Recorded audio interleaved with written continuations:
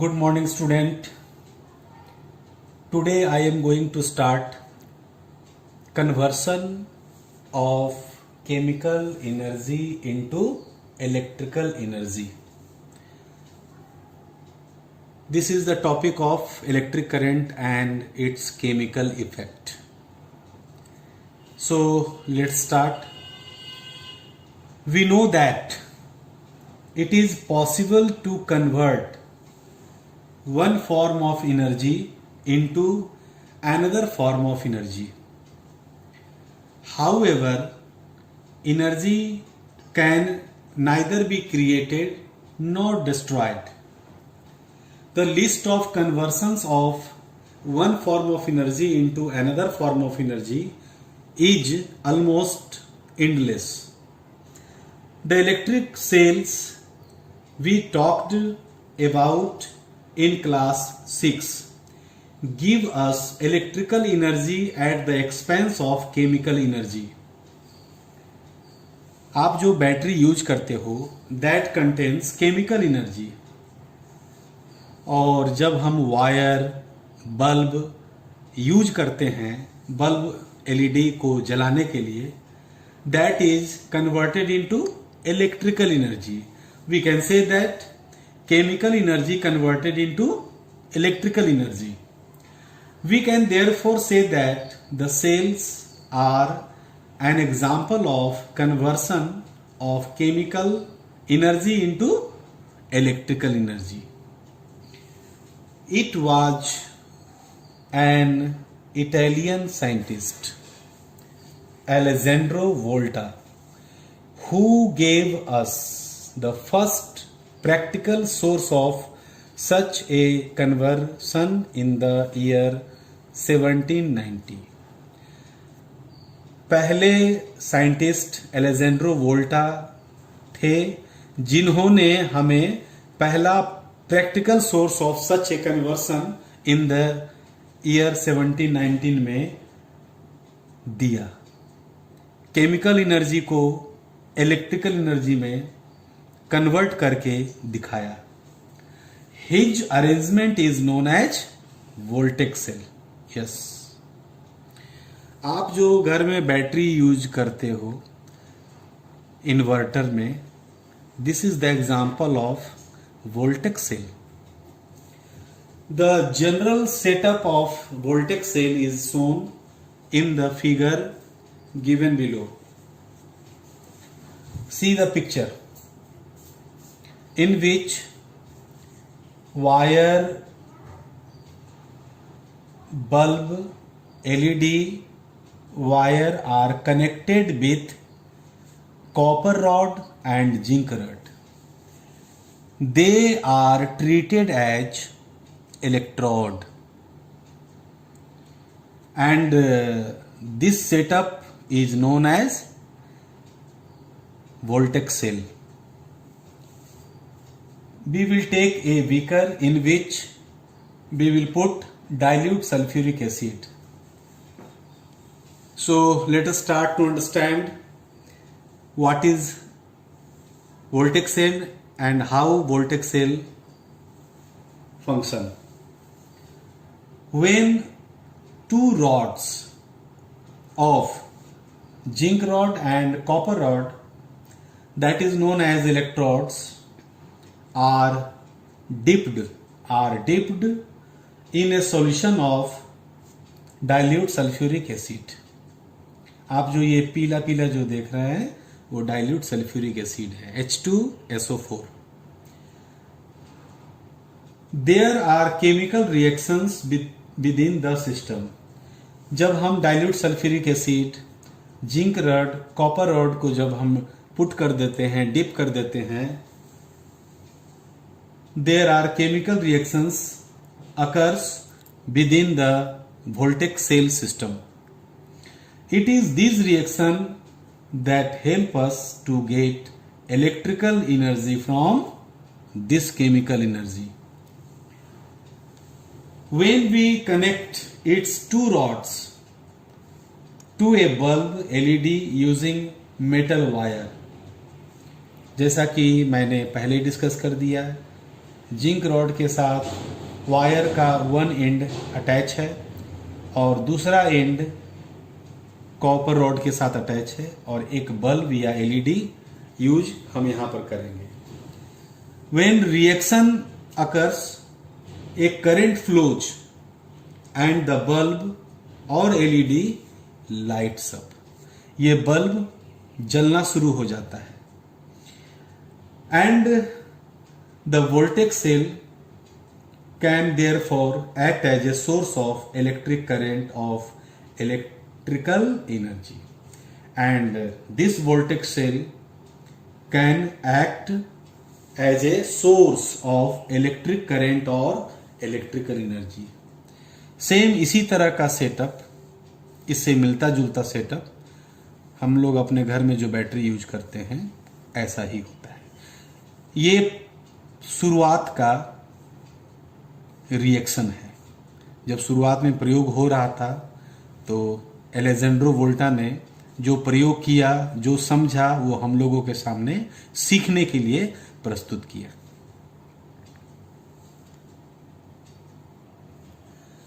हम लोग यह जानेंगे कि बल्ब क्यों जलने लगता है और कैसे जलने लगता है। सी, कॉपर एंड जिंक, जैसा कि मैं पहले भी डिस्कस कर चुका हूं, copper loses electron, that is why it becomes positive, and zinc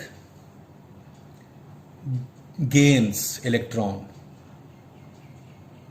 that is why it becomes negative. In this reaction H2SO4 separates या कहें dissociates into H2 and SO4. H2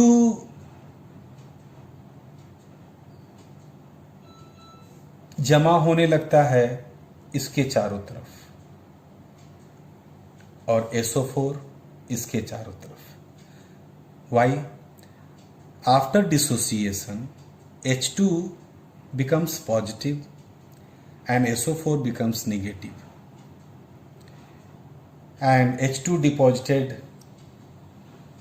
on the zinc rod, due to positive and negative it attracts, and SO4 negative, therefore copper attracts SO4. That is why the voltaic cell acts as a source of electric current और electrical energy. यही कारण है कि reaction होने के बाद bulb जलना शुरू हो जाता है। Now next topic is chemical effects of electric current. Chemical effects of electric current यानी इलेक्ट्रिक करंट का केमिकल इफेक्ट क्या क्या होता है। We realise that chemical changes in a liquid, liquid means aqueous solution of sodium chloride, aqueous solution of H2SO4, HNO3, or aqueous solution of NaOH. We realize that chemical changes in a liquid can produce electric effect or electric current. Is the reverse also possible? क्या यह संभव है कि chemical changes in a liquid can produce electric effect, in a liquid can produce electric current? क्या इसका उल्टा भी हो सकता है? Is the reverse also possible? Can an electric current passing through a liquid result in chemical changes? Yes. आज अपने घर में जो ट्यूबलर यूज करते हैं, बैटरी यूज करते हैं, इन्वर्टर यूज करते हैं, उसमें ये तो यही होता है। जब लाइन कट जाती है तो chemical changes into electrical energy, chemical energy converted into electrical energy. लेकिन जब करंट आ जाता है, इलेक्ट्रिसिटी आ जाती है, तब वो चार्ज होना शुरू हो जाता है। That time we can say electric current passing through a liquid means battery result in chemical changes. इसीलिए हम लोग कह सकते हैं कि it is reversible. Michael Faraday, a well known scientist, a well-known British experimental physicist, began his experiments on the passage of electricity through liquids. Liquids means electrolyte in 1834. Michael Faraday ने ऐसा ही काम किया, इलेक्ट्रिसिटी को पास किया liquids में और chemical change हुआ। और यह घटना 1834 में एक्सपेरिमेंट के रूप में किया गया। He observe that a interesting chemical changes taking place when an electric current passes through an ionic solution. The resulting effects are known as chemical effects of current. अभी जो मैंने आपको इन्वर्टर के बारे में और बैटरी के बारे में बताया, वो जो आज हो रहा है, उन्होंने इस घटना को उस समय देखा, समझा। He observed interesting chemical changes taking place when an electric current passes through an ionic solution. The resulting effects are known as chemical effects of current. Ionic solution means वह इलेक्ट्रोलाइट जो डिसोसिएट हो जाए positive ion और negative ion में, उसी solution को हम लोग आयोनिक सॉल्यूशन कहते हैं। Faraday called the phenomenon resulting from the passage of electricity through liquids. Faraday called the phenomenon resulting from the passage of electricity through liquids as electrolysis. और Michael Faraday ने इस phenomenon को एक नाम दिया, that is known as electrolysis. विद्युत अपघटन in Hindi, we can say that. This is because it causes chemical changes within the electrolyte. यानी जब हम इलेक्ट्रिसिटी पास करते हैं केमिकल्स में, तो केमिकल चेंजेस इलेक्ट्रोलाइट के अंदर होता है। Okay, now to understand what is electrolysis, how electrolysis occurs, let us perform an activity to find out the kind of chemical effects, chemical changes that takes place when an electric current passes through an ionic solution. That is the activity to demonstrate the electrolysis of water. This is an activity to demonstrate the electrolysis of water.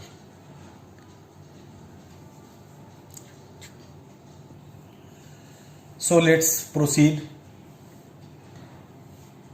In the electrolysis of water, some material is required.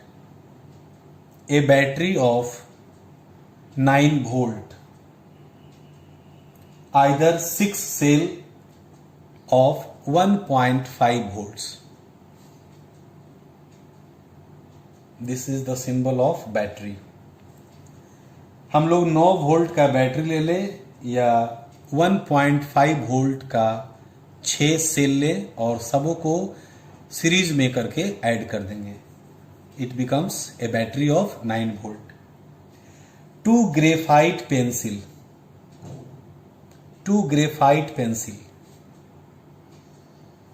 See here. A beaker. Tap water. And some connecting wire. Okay, and the setup. हम लोगों को जो material चाहिए that is battery of 9 volt, 2 graphite pencils, a beaker, some tap water, connecting wire and some tape. Let we will see procedure. First of all, sharpen the pencil in both ends and fill the beaker with tap water.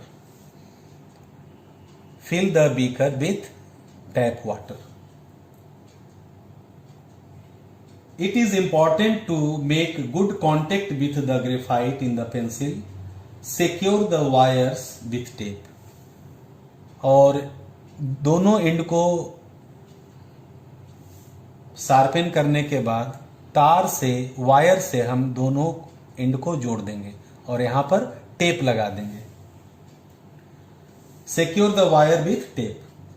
Use a pencil of cardboard to hold the pencils in a vertical position. See, goal cardboard हम लोग use करेंगे ताकि show that pencil will in vertical position. Place the exposed tip of the pencil in water and other end will dipped in water such that tips are fully submerged but are not touching the bottom. ये ध्यान देना है कि इसका दोनों and beaker को touch न करे, थोड़ा ऊपर ही रहे. We are using the 2 pencils as electrode here. It is known as, the pencil is known as electrodes. Now wait for 3 to 4 minutes and observe the electrodes carefully. After connecting the battery, जब current pass होना शुरू हो जाएगा तो 3-4 minute के बाद हम लोग कुछ ऑब्जर्व करेंगे. अ स्मॉल गैस बबल, छोटे छोटे गैस के bubble are seen to be getting form near the electrodes. इसके चारों तरफ आप देख सकते हो कि ये बबल बना हुआ है. इसके चारों तरफ, इलेक्ट्रोड के चारों तरफ बबल डिपॉजिट होना शुरू हो जाता है. Can we call this change taking place in the tap water a chemical change? Yes.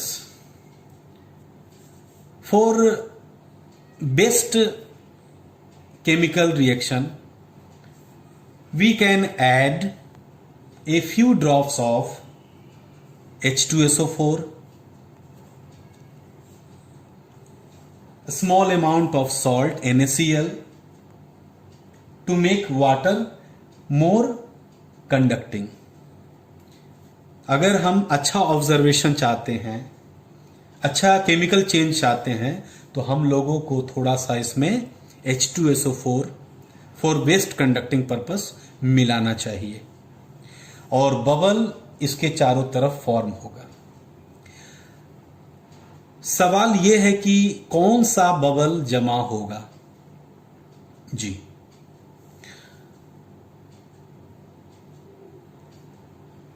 Hydrogen and oxygen will deposit in both the electrodes. But oxygen कहां डिपॉजिट होगा और हाइड्रोजन कहां डिपॉजिट होगा? We have to understand. C+ and minus.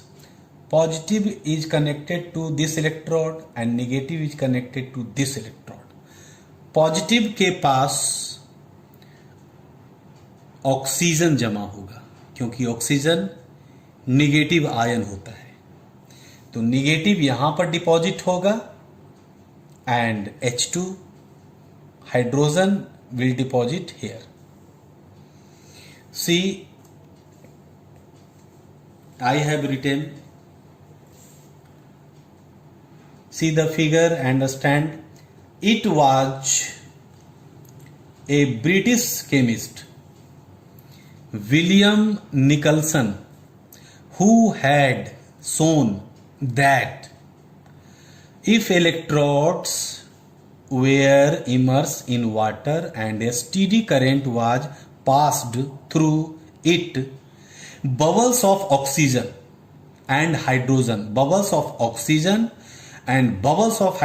are produced. The oxygen bubbles are formed on the electrode called anode. Anode means positive. मैंने अभी बताया ना,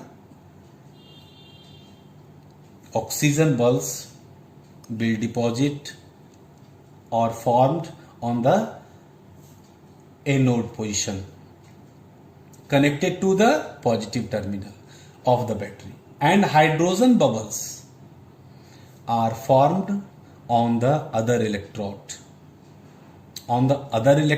called cathode. Minus is called cathode. Hydrogen यहां जमा होगा और ऑक्सीजन यहां जमा होगा.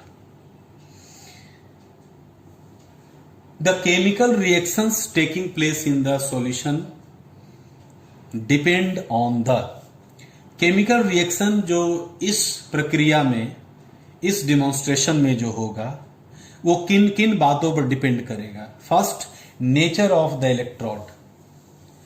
इलेक्ट्रोड जो हम लोग यूज करेंगे, हम लोगों ने पिछले एक्सपेरिमेंट में देखा वोल्टेक सेल में कॉपर और जिंक यूज किए थे. यहां पर हम लोगों ने पेंसिल यूज किया. तो नेचर ऑफ द इलेक्ट्रोड्स पर भी डिपेंड करता है केमिकल रिएक्शन. तो chemical reaction taking place in the solution depend on the nature of the electrodes. And second, nature and concentration of the solution. Nature and concentration. Only tap water लेंगे तो हो सकता है कि reaction उतना ना हो, लेकिन H2SO4 अगर लेंगे तो रिएक्शन बहुत तेज गति से होगा और अच्छा होगा. That is why we can say that chemical reaction taking place in the solution depend on the two factors, nature of the electrodes and nature and concentration of the solution. कौन सा solution है इस पर भी depend करता है. Some of the prominent effects of the chemical reactions taking place at electrodes and within the solution are. कुछ ऐसे प्रोमिनेंट इफेक्ट्स केमिकल रिएक्शन के होते हैं taking place at electrodes and with in the solution. Metals may gate deposited at the electrodes surface. Metals may get deposited at the electrode surface. We will discuss these type of topics in the next session. तो पहले हम लोग समझ लें metals, जहां पर हम लोग एक्सट्रैक्शन ऑफ मेटल्स हम लोग अगले दिन पढ़ेंगे. Metal aluminium, copper, zinc etc. बहुत सारे मेटल को हम लोग ओर से प्राप्त करते हैं. वो कैसे होता है, तो इसी तरह के रिएक्शन करवाए जाते हैं. Metallurgy, extraction of metals we will study in next session. Metals में get deposited at the electrode surface. Electrode पर ही मेटल जमा होते हैं. दूसरा, गैसियस बबल्स में get form near the electrodes. Gas bubble electrode surface पर डिपॉजिट होते हैं केमिकल रिएक्शन में. तीसरा, change of colour of solution में also occur due to dissolution of different ion.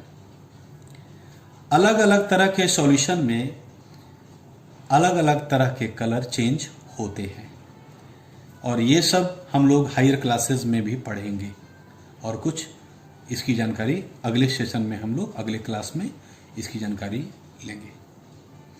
Okay, thank you.